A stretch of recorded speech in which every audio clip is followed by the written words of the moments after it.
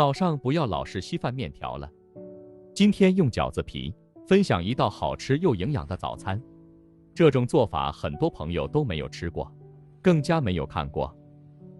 首先准备1块5毛钱的饺子皮，切成小方块。这里我们也不需要切太小，大约在1公分左右就可以了。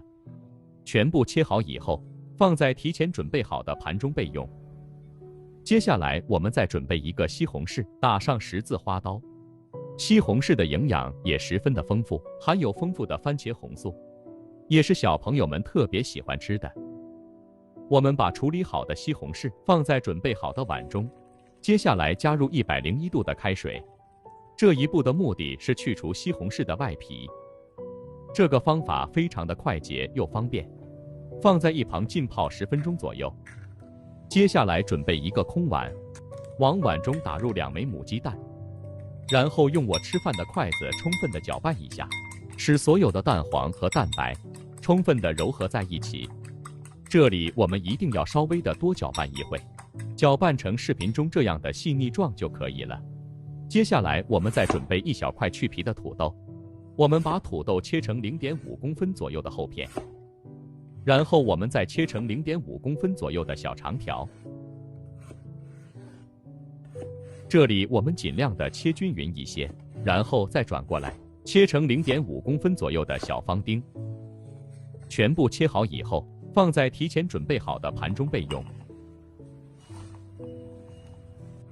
接下来我们再准备1块去皮的胡萝卜，同样也切成0.5公分左右的厚片，然后再切成0.5公分左右的小条，最后同样切成0.5公分左右的小方丁。这里我们尽量的切均匀一些，这样方便成熟也方便入味。全部切成视频中这样，和土豆丁放在一起备用。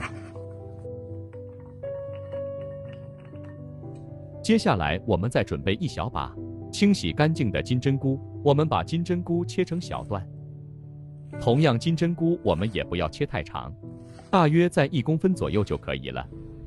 全部切好，用手稍微的抖散一下，这样方便成熟也方便入味。全部切好放在准备好的小碗中备用。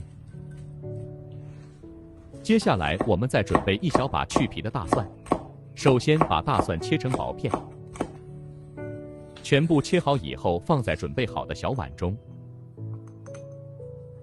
接下来准备几根清洗干净的香葱，首先把葱白切成稍微短一点的葱花。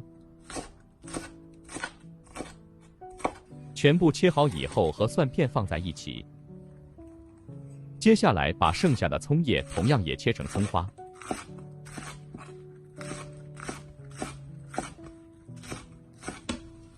全部切好以后，放在准备好的小碗中备用。接着准备几根清洗干净的菠菜，同样也切成1公分左右的小长段。菠菜营养非常的丰富，现在也是菠菜大量上市的季节，多吃一些菠菜对身体非常的有益。全部切好放在准备好的小碗中。时间差不多了，现在的西红柿也已经浸泡好了，我们把西红柿捞出来，很轻松的就把外皮处理干净了。接下来我们再把西红柿改下刀，把西红柿切成厚片。切片的时候我们千万不要切断，然后再转过来把西红柿切成小条，同样也不要切断。全部切好以后，我们再把西红柿立起来，最后全部切成西红柿丁。西红柿丁我们尽量的切均匀一些，这样方便入味也方便成熟。全部切好以后放在准备好的碗中备用。所有的食材准备好以后，我们开始操作。起锅加入少量的食用油，油温烧热以后，下入切好的蒜片和葱花，开小火煸炒，炒出蒜片和葱花的香味，然后把西红柿也倒在里面，再次翻炒均匀，把西红柿炒干水分，炒出汤汁。这个过程大约要2到3分钟左右。要想快速炒出西红柿的汤汁，我们往里面加入1勺食盐，再次翻炒均匀，加入食盐，西红柿更容易炒出汤汁，这也是饭店不外传的小技巧。这里我们要不停地翻动，充分地把所有西红柿炒出汤汁，炒制成视频中这样，然后加入多一点的开水。无论做什么汤，水的量一定要一次加足，中途是不用加水的，这样做出来的汤才更加的好喝。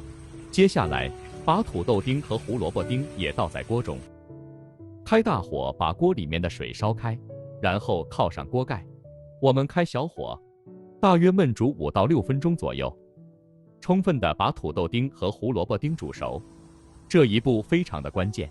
时间差不多了，我们打开锅盖看一下，接下来把准备好的金针菇也倒在锅中，稍微的翻动一下。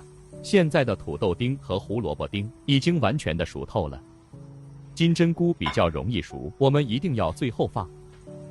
接着我们再简单的调下味，加入1勺鸡精，然后再加入小半勺的生抽酱油。接下来我们就把饺子皮放在锅中，喜欢吃胡椒粉的也可以加一些胡椒粉，增加香味。因为我家小孩不喜欢吃胡椒粉，所以就没有放。把饺子皮分散的下在锅中，这里我们千万不能一股脑的全倒下去了，不然的话很容易结坨。然后用筷子充分的翻拌一下，使饺子皮分散均匀。接着把准备好的鸡蛋液全部倒在锅中。倒鸡蛋液的时候，我们一定要呈现线状倒入，而且是转着圈的倒入，这样做出来的蛋花才更加的漂亮。然后把准备好的菠菜也倒在锅中，有条件的加入少量的芝麻香油，增加香味。菠菜比较容易熟，我们煮制的时间也不需要太长，大约煮过5到6秒就差不多了。如果煮制的时间太长，做出来的成品不好看。煮制成视频中这样就可以出锅了。接着准备一个大一点的汤碗，一道营养又美味的早餐就这样做好了。是不是非常的简单？如果你也喜欢，就赶紧收藏起来试试吧。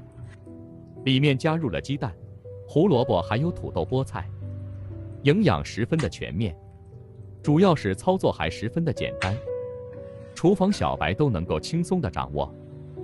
如果今天的视频对您有一点点帮助，就麻烦点赞、收藏、留言并转发出去。点我头像，还可以看到更多家常菜制作视频。好了，今天的视频就简单的分享到这里了，我们下个视频再见吧。